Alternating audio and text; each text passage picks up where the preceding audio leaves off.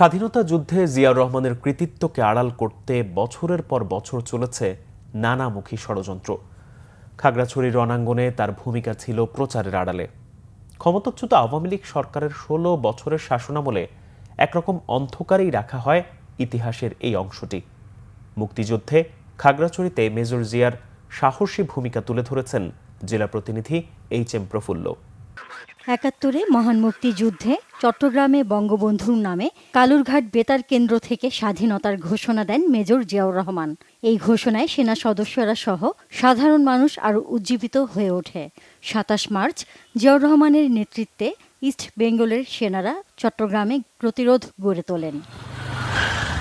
রাঙামাটির বন্দুকভাঙা হয়ে খাগড়াছড়ির মহালছড়িতে যাবার পথে ব্রিজ কালভার্ট উড়িয়ে দিয়ে পাক বাহিনীর চলার পথ রুদ্ধ করে দেন বীর যোদ্ধারা। ১০ এপ্রিল বাংলাদেশের অস্থায়ী সরকার জিয়াউর রহমানকে কমান্ডার করে গঠন করে ১ নম্বর সেক্টর।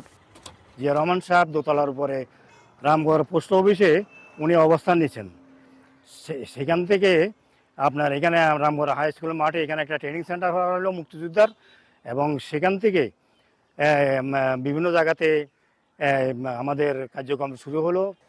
খাগড়াছড়ির মহালছড়ি, মানিকছড়ির চেম্প্রুপাড়া গাড়ি টানা ছাড়াও চট্টগ্রামের শুভপুর ব্রিজ উড়িয়ে দেয়া এবং বিভিন্ন এলাকায় সম্মুখ যুদ্ধে মেজর জিয়ার বীরত্বের কথা তুলে ধরেন রণাঙ্গনের সহযোদ্ধারা।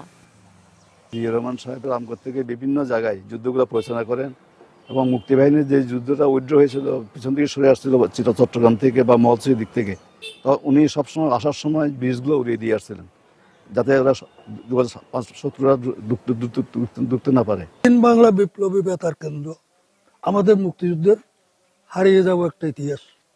এই ইতিহাসটা লুকানোর জন্য মেজর জিয়াউর রহমানকে আড়াল করে রাখা হয়েছে। কারণ চট্টগ্রাম স্বাধীন বাংলা বিপ্লবী বেতার কেন্দ্র থেকে মুক্তিযুদ্ধের ঘোষণাপত্র পাঠ করছে মেজর জিয়া। ২৭ এপ্রিল খাগড়াছড়ির সবচেয়ে বড় সম্মুখ যুদ্ধটি হয় মহালছড়িতে। শহীদ হন ক্যাপ্টেন আফতাবুল কাদের।